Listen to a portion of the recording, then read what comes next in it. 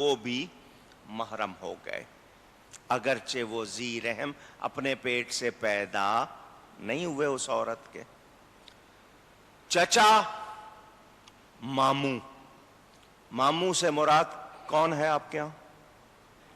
ماں کا بھائی، سگا بھائی، کزن نہیں۔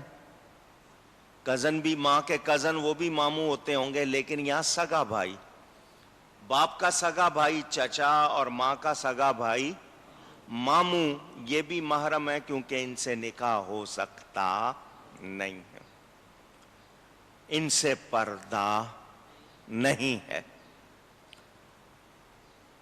مومنہ عورت کافرہ عورت کو اپنا آپ نہ دکھائے تاکہ وہ جا کے دوسروں کے سامنے بیان نہ کرے۔ حضرت عمر فاروق رضی اللہ تعالی عنہ نے حکم دیا تھا کہ حمام، وہ گرم پانی سے نہانے کے لیے جو بنائے جاتے ہیں، وہ کافرہ عورتیں مومنہ عورتوں کے ساتھ وہاں نہ جائیں۔ اور یہاں مساج سینٹر کھلے ہوئے ہیں، باپ کے ساتھ نہانے کے لیے سینٹر بنے ہوئے ہیں، بیوٹی پارلر بنے ہوئے ہیں، ان میں کیا کچھ ہو رہا ہے وہ آپ جانیں۔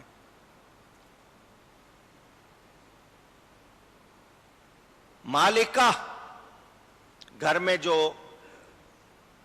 آپ ہوم منسٹر کہتے ہیں اپنی بیوی کو، اپنے غلام سے پردہ کرے، نوکر سے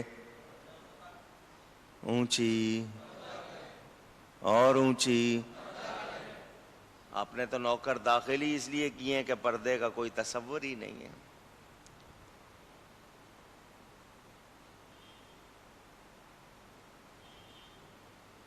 لونڈیاں ہیں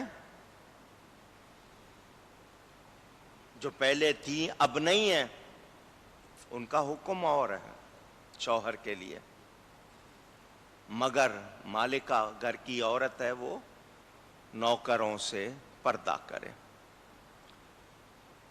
بہت بوڑھے مرد، دھیان سے سن لو،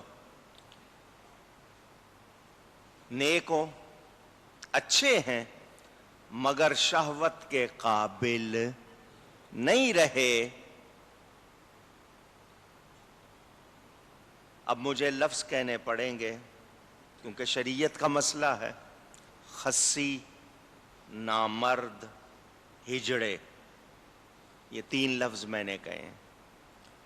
ٹیسٹیکلز خصیے نہیں ہیں، پیدائشی، یا کام نہیں کرتے، ان کی وجہ سے وہ مرد نہیں ہے، میڈیکلی انفٹ جس کو آپ کہتے ہیں۔ ہجڑے، بیماری ہوتی ہے یہ خسرے ہونا، ان سے پردہ واجب ہے، ان سے پردہ اونچی۔ کہا جاتا ہے جی ان میں تو کچھ ہے نہیں، ان کے لیے کیا کرنا ہے جی۔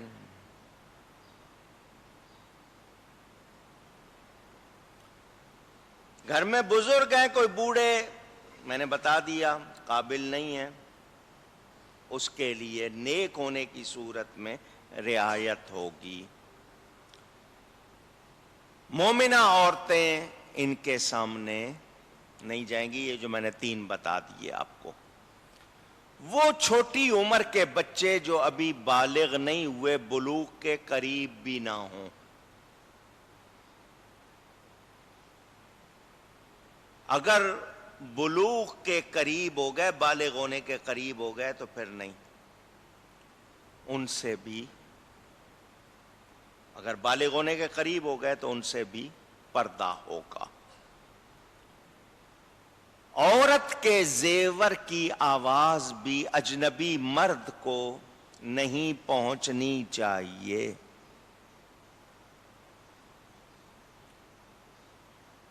اگر وہ خود پہنچا رہی ہے تو مجرم ہے، اجنبی مرد کو نہیں سننی چاہیے، لیکن عورت خود پہنچا رہی ہے تو پھر کیا حکم ہوگا؟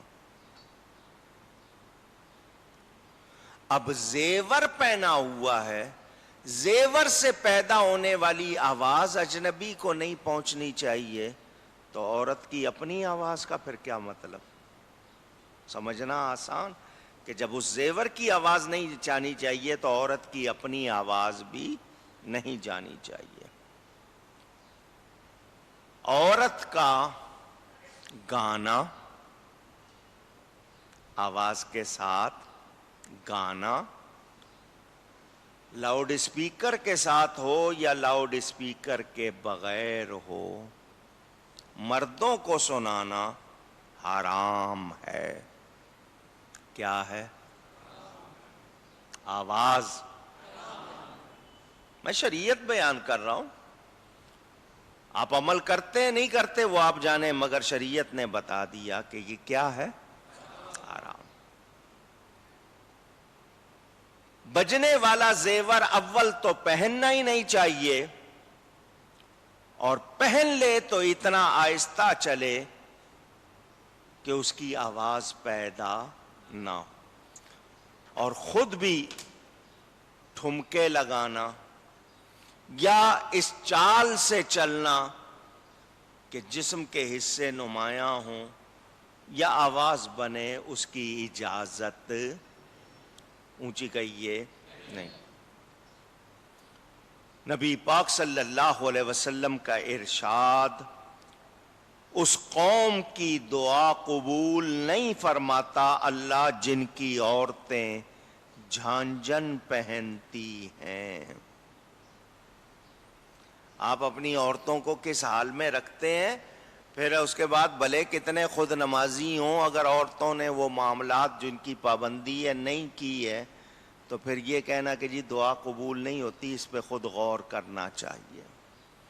اب ہم فیشن کے نام پر، سوسائٹی میں ماڈرنزم کے نام پر بہت سے گناہ قبول کر چکے ہیں، ان کے عادی ہو چکے ہیں۔ میرے دوستوں اور بزرگوں، یہ تھوڑی سی تفصیل میں نے سنائی ہے، حالانکہ میں اس میں اور زیادہ جو وضاحتیں ہیں اگر ضروری ہوا تو پیش کروں گا۔ اللہ فرماتا ہے اور اللہ کی طرف توبہ کرو۔ یہ پوری لسٹ بیان کر کے کیا فرمایا؟ اللہ کی طرف، اونچی کہیے گا، توبہ۔ توبہ کا مطلب اللہ کی طرف پھرنا، گناہ سے اللہ کی طرف لوٹنا، رجوع کرنا، کہ اس غلطی پہ ہو گئے شرمندہ کہ یہ غلط ہو گیا ہے، اور اس پر شرمندگی کے بعد نہ کرنے کا پکا ارادہ کہ دوبارہ یہ غلطی نہیں کروں گا، اس کو توبہ کہتے ہیں۔ اللہ کی طرف پھرنا، سچ کی طرف آنا۔ اللہ فرماتا ہے مسلمانوں توبہ کرو، اس امید پر، سب کے سب تم اس امید پر کہ کامیاب ہو جاؤ۔ غلطیاں ہو جاتی ہیں، توبہ کرو، لیکن یہ تفصیل ساری سنا دی۔ اب میں ایک بات پوچھنا چاہتا ہوں، اس ساری تفصیل کو سننے کے بعد لوگ کہیں مولانا صاحب نوکروں سے پردہ کریں تو گھر میں کام کیسے کروائیں؟ باتیں کرتے ہیں، ٹیلی فون بھی ہے، پڑوسی بھی سن لیتے ہیں۔ اب عورت کو ویسے ہی اونچا بولنے کی عادت ہے، میں سمجھاتا ہوں نہیں مانتی ہے، کیا کریں؟ گھر میں جناب کھڑکیاں کھلی ہوئی ہیں، پردے نہیں ہیں، سامنے بیٹھنا ہے، نہیں انہوں نے اپنا لحاظ کرنا، جگہ نہیں ہے مولانا صاحب، مجبوریاں ہیں۔ تو یہ مجبوریاں اللہ کے سامنے بیان کر سکو گے؟ پوچھ رہا ہوں، جواب دیجئے۔ تو پھر مجھے اور آپ کو خود سنبھلنا ہے یا اعتراض کرنا؟ آج ہم نے اپنے آپ کو وہاں تک پہنچا دیا ہے کہ ہم نے گویا اپنے لیے واپسی کا راستہ نہیں رکھا، مگر قرآن نے واضح بتا دیا، نبی پاک صلی اللہ علیہ وسلم نے تفصیل سنا دی، اس کے باوجود ہم کہیں کہ نہیں جی مجبوری ہے جی مولانا صاحب، ہو ہی نہیں سکتا، گزارا نہیں ہو سکتا، کیا کریں؟ تو اب آپ جانیں، ہمارا کام صرف شریعت بتانا ہے۔ زبردستی عمل کروانا نہیں ہے۔ وہ لوگ جنہوں نے شریعت کی پابندی کی ہے ان سے ذرا جا کے سنو، ان کے واقعات پڑھو، وہ بھی اسی دنیا میں رہتے تھے، انہوں نے بھی اسی دنیا میں وقت گزارا اور بڑا اچھا گزارا۔ آج ہم ان کو یاد کریں تو ہمیں پتہ چل جائے کہ لوگ بہت سے ہیں جو اب بھی رہتے ہیں اور بڑی اچھی طرح رہتے ہیں، باہر کے ملکوں میں بھی رہتے ہیں، انہوں نے وہاں رہ کر بھی اپنے آپ کو ستھرا رکھا ہوا ہے، لیکن کوئی نہیں بچنا چاہتا تو پھر اب ہم اس کے لیے کچھ کہہ سکتے نہیں سوائے اس کے کہ شریعت کا حکم بیان کرتے۔ میرے دوستوں اور بزرگوں، قرآن نے واضح طور پر کہا کہ آنکھ شیطان کا تیر ہے۔ یہ لفظ دہرائیں آپ، آنکھ، ایک بار اور، کیوں کہلوایا؟ انسان کے جسم میں شیطان کا سب سے بڑا تیر انسان کی آنکھ ہے، باقی تمام حواس، ہاتھ اپنی جگہ، کندھے اپنی جگہ، پیٹ اپنی جگہ، گھٹنے اپنی جگہ، پاؤں اپنی جگہ، کوئی چیز آپ کو خود سے نہیں چھو جاتی، ان کو آپ کو ہلانا پڑتا، کرنا۔ آنکھ یہ دور و نزدیک دیکھتی، گھومتی، حرکت کرتی ہے، اسی کی وجہ سے انسان بہت سی غلطیوں کا شکار ہو جاتا۔ چھوٹی سی ہے، سفیدی کے بعد وہ جو آنکھ کا ڈھیلا ہے کالا سا، اس میں سے جو حصہ دیکھنے والا بہت چھوٹا سا ہے، پورے آسمان کو دیکھ لیتا ہے نہیں دیکھ لیتا، پورے سمندر کو دیکھ لیتا ہے یا نہیں، چھوٹی سی چیز ہے۔ اب اتنی سی چیز کی ہم حفاظت نہیں کر سکیں گے تو پورا جسم کیسے بچائیں گے؟ اور اس کی حفاظت کر لیں پورا جسم بچ جاتا ہے اگر غور کرے۔ یہ جملہ آفات جو انسان کو پہنچتی ہیں طرح طرح کی، اسی آنکھ، یہ جو توبہ شکن توبہ توڑنے والی آنکھ ہے نا، اسی سے پہنچتی ہے، یہی اس کی بنیاد۔ جیسے موتی کو سیپ میں چھپا کے رکھا جاتا ہے، اسی طرح آنکھ کو پلکوں میں چھپا کے رکھ، پتلیوں میں چھپا کے رکھ، تاکہ یہ آفتوں کا سبب نہ بنے۔ میرے دوستوں اور بزرگوں، میں نے آپ کو غالباً پہلے بھی بتایا تھا، شریعت نے یہ کہا بے ارادہ کسی پر پہلی نظر اٹھ گئی وہ معاف ہے، وہ ہٹاؤ فوراً، بے ارادہ اٹھی ہے، پہلی نظر ہے وہ معاف ہے، دوسری نظر خود ڈالو گے، ارادے سے ڈالو گے، وہ معاف۔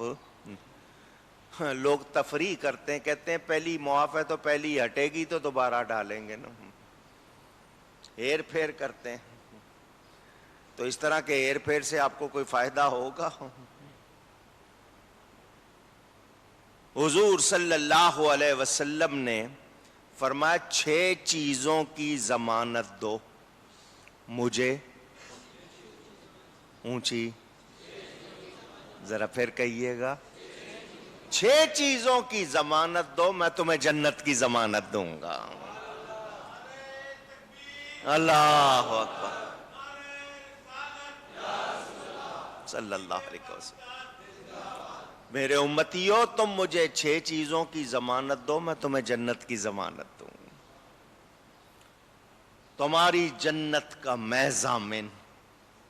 سنو، پہلی بات ضمانت دو کہ جب بولو گے سچ بولو گے، پہلی بات۔ دوسری بات، جب وعدہ کرو گے اسے پورا کرو گے۔ سوچتے جائیں ہم نے کیا کر رکھا ہے اپنے ساتھ۔ تیسری کہ جب امانت رکھنے کو ملے تو اسے ادا کرنا، امانت میں خیانت نہیں۔ کتنی ہو گئی؟ چوتھی چیز، اپنی شرمگاہ کی حفاظت کرو۔ کتنی ہو گئی؟ 4۔ نمبر 5، اپنی آنکھوں کو محفوظ رکھو ان چیزوں سے جن کو نہیں دیکھنا، جن کو دیکھنے سے منع کیا گیا ہے، آنکھ ان کو نہ دیکھے۔ کتنی ہو گئیں؟ 6 چیز، اپنے ہاتھوں سے حرام کاری نہ کرو، ہاتھوں کو حرام کرنے سے بچاؤ۔ ان 6 باتوں کی تم مجھے ضمانت دو، میں تمہیں جنت کی ضمانت دیتا ہوں۔ آسان۔ اب سوچ لیں آپ، فیصلہ آپ لوگوں نے کرنا ہے، بتا دیا گیا۔ روایتوں میں آتا ہے ایک شخص نماز پڑھ رہا تھا،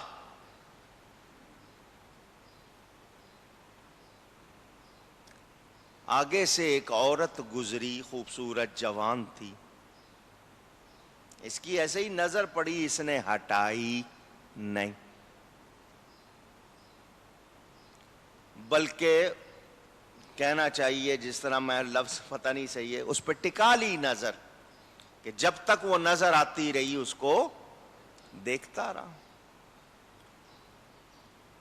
یہ میں نے حکایت سنائی ہے، واقعہ گزرا، نماز بھول گیا، اس کو دیکھتا رہا، صرف اسی وجہ سے پکڑ ہو گئی اور اندھا ہو گیا۔ ہمیں نہیں پتا کہ کس وقت، کب، کہاں، کیسے پکڑ ہو جائے گی، بچنا چاہیے۔ ظاہر کے ہوں باطن کے ہوں، انسان اپنے آپ کو پاکیزہ رکھنا چاہے۔ آپ اپنے بستر کو، کمرے کو، گھر کو صاف رکھنا چاہتے ہیں تو رکھتے ہیں یا نہیں؟ رکھنا چاہیں تو دانتوں کو صاف رکھنا ہے، ناخنوں کو صاف رکھنا ہے، ہاتھوں کو صاف رکھنا ہے، جراثیم نہ لگ جائیں۔ اسی طرح حواس ہیں، اسی طرح مزاج ہے، اسی طرح گفتگو ہے، اسی طرح کردار ہے، اس کو بھی صاف رکھنا ہے۔ یہ ہمیں کوشش کرنی، اونچی کہیے گا۔ اب ستر کیا ہے، مسئلہ کیا ہے، اس میں تھوڑی سی اور تفصیل ہے، کچھ ابھی سناتا ہوں، کچھ انشاءاللہ بعد میں۔ ستر عورت واجب ہے مرد کے لیے ناف سے گھٹنے تک۔ کہاں سے کہاں تک؟ پھر کہیے، فرام نیول ٹو نی، ناف سے گھٹنے تک مرد کو یہ حصہ چھپانا واجب ہے۔ نیکر پہن لیتے ہیں آپ، چھوٹی شارٹس، اگر گھٹنا نہیں چھپا ہوا تو وہ درست نہیں۔ نیکر پہنتے ہیں آپ، پہنے، لیکن گھٹنے چھپا ہونے چاہیے، ناف سے گھٹنے تک یہ چھپانا ضروری ہے۔ جو شخص گھٹنا نہیں ڈھانپتا اسے نرمی سے کہا جائے گا گھٹنا ڈھانپو، اور جو شخص ران نہیں چھپاتا، بہت چھوٹی نیکر یا ایسا اس نے جانگیا وغیرہ پہنا ہوا ہے کہ اس کی ران بھی نظر آ رہی ہے، اسے سختی سے کہا جائے گا، لیکن اسے مارا نہیں جائے گا۔ اور جو شخص اپنی شرمگاہ نہیں چھپاتا اسے ڈھانپنے کا کہا جائے گا، اگر نہیں مانتا تو اسے مارا جائے گا، سختی کی جائے گی اس پر، کیونکہ اس میں کوئی اختلاف نہیں۔ لونڈی پہلے بکتی تھی، اب وہ نہیں ہے، لیکن مسئلہ سنا دوں. مرد کی طرح ہے، صرف اس کا پیٹ اور پیٹھ یہ عورت ہے، اس کے علاوہ نہیں. اب مکاتبہ، ام ولد، مدبرہ یہ لونڈی کے حکم میں، لیکن اس کی تفصیل اس لیے نہیں کہ اب ہوتی نہیں ہے. آزاد عورت کا جملہ جسم، آزاد عورت کا پورا جسم سوائے چہرے، دونوں ہتھیلیوں کے اور دو پیروں کے، یہ چھپانا ضروری. اونچی گئی ہے. آزاد عورت کا چہرہ، دونوں ہتھیلیاں اور دونوں پاؤں یہ کھلے ہو سکتے ہیں، مگر اس کے سوا باقی سب چھپانا ضروری. اس میں احناف کا اور پھر دوسروں کے ائمہ کے کہیں کہیں تھوڑے سے اختلاف ہے. آنکھ چھپانے کے لیے جو کہا تو میں نے آپ سے کہا نا، ابتدا آنکھ ہی سے ہوتی ہے. جملہ فساد، جتنی خرابیاں ان کی جڑ یہ آنکھ بنتی ہے. شرم گاہ کی حفاظت سے پہلے آنکھ کی حفاظت کا حکم دیا ہے، کیونکہ نظر بڑی خطرناک چیز ہے. اسی کی وجہ سے برائی کا ارتکاب کرتا ہے بندہ. اور میں نے حدیث شریف سنا دی آپ کو کہ نظر شیطان کے تیروں میں سے ایک تیر ہے. اگر کوئی شخص اپنی نظر سے مزے لے رہا ہے تو وہ اپنے جگر کو کباب بنا رہا ہے، اس لیے کہ نظر دور سے ہی تیر کی طرح شکار کرتی ہے. تو پھر جب شکار ہو جائے کوئی تو پھر اس کا کیا حال ہوتا ہے، وہ آپ کے سامنے. میرے دوستوں اور بزرگوں، انگوٹھی ہے، آنکھ کا سرما ہے، مہندی لگی ہوئی ہے ہاتھ پر، یہ چیزیں آپ چھپا نہیں سکتے. انگوٹھی ہے، نظر آئے گی، آنکھ میں